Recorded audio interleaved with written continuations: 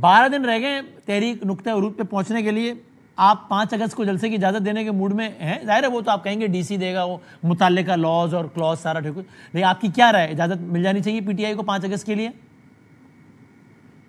مینار پاکستان جلسہ؟ دیکھیں جی, ان کو چاہیے اگر انہوں نے جلسہ ہی کرنا ہے اور جلسہ ہی نقطہ عروج ہے. ہاں, ایک تو مجھے اس بات کے اوپر ویسے بڑی مایوسی ہے کہ اتنے دنوں سے انہوں نے یہ کہا ہوا تھا کہ جی نقطہ عروج ہوگا. ہاں, تو ہم بھی سوچتے تھے کہ یار یہ کیا ہوگا, کیا کریں گے یہ, اور اب آ کے بات نکلی ہے کہ جی وہ ایک جلسہ کریں گے اور اس میں بہت بڑا مجمع اکٹھا کریں گے.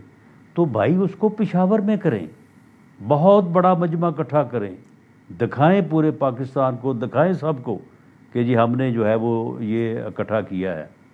اب یہ کہتے ہیں کہ جی ہم نے لاہور میں جا کے جو ہے وہ کرنا ہے. تو بھئی آپ پشاور میں کیوں نہیں کرتے, آپ بنوں میں کیوں نہیں کرتے, نوشہرہ میں کیوں نہیں کرتے, سوات میں کیوں نہیں کرتے؟ تو اگر آپ نے لاہور میں جا کے کرنا ہے تو پھر ٹھیک ہے, لاہور کی انتظامیہ سے بات کریں, ان کو اپلیکیشن دیں اور ان کو یقین دہانی کروائیں کہ آپ وہاں پہ اکٹھے ہو کے پھر کسی طرف جو ہے وہ آپ حملہ آور نہیں ہوں گے. اور اگر ان کو یقین دہانی آپ کروا دیتے ہیں تو میں تو یہ کہوں گا کہ ٹھیک ہے, ان کو اجازت دے دیں.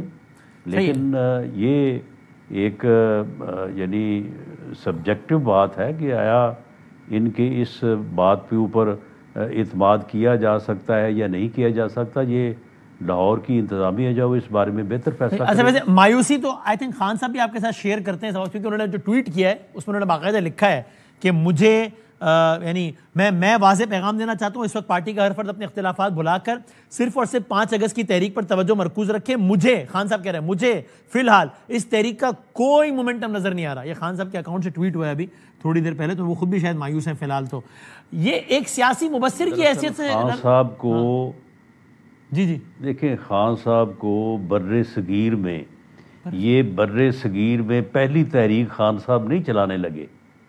اس میں 100 سال جو ہے وہ اس بر صغیر کے مسلمانوں نے, بلکہ اس میں ہندو بھی ساتھ شامل تھے, انگریز حکمرانوں کے خلاف تحریک چلائی ہے. اس کے بعد پچھلے 70 سالوں میں اس میں پی ایم ایل این نے جو ہے وہ تحریک جو ہے وہ اسٹیبلشمنٹ کے خلاف, حکمرانوں کے خلاف چلائی ہے, پیپلز پارٹی نے چلائی ہے. تو یہ اگر خود نہیں سمجھ رہے تو ان کو چاہیے کہ تھوڑا دیکھ لیں, پڑھ لیں, کسی سے مشورہ کر لیں. آپ مجھے بتائیں کہ جب جیل میں آپ کتابیں نہیں دے رہے, کتابیں دیں تاکہ پڑھ تو لیں. انہیں سن لینا, جیل میں کوئی کتابیں پڑھنا کوئی ضروری نہیں ہوتا. وہاں پہ جو ہے وہ سوچو بچار کریں, وہاں پہ ایکسرسائز کریں. جب ایک آدمی جیل میں بیٹھا ہے تو تحریک تو اس کی چل رہی ہے, اور علیحدہ سے کون سی تحریک چلانی ہے؟ اچھا, صحیح ہے, ٹھیک ہے. یعنی کسی آدمی کے جیل میں ہونا جو ہے, یا اس کی پارٹی کے لوگوں کا جیل میں ہونا, یا ان کے خلاف مقدمات کا چلنا, ان کا تاریخوں پہ پیش ہونا, بری ہونا, سزا ہونا, یہ اٹ سیلف ایک تحریک ہے. اب یہ پتہ نہیں 5 تاریخ کو کیا کرنا چاہتے تھے, اور اب یہ جلسے پہ بات آ گئی ہے. ہاں, اس میں بات. اچھا, یہ بس ٹورڈز دی اینڈ یہ ایک دو باتیں رانا صاحب بتا دیں. یہ آپ کے اصل میں کل شیر عبد المروت صاحب کہتے ہیں کہ علیمہ صاحبہ سے انہوں نے کافی تنقید کی اور کہا کہ خان صاحب تو خود ملنا نہیں چاہتے علیمہ خان صاحبہ سے.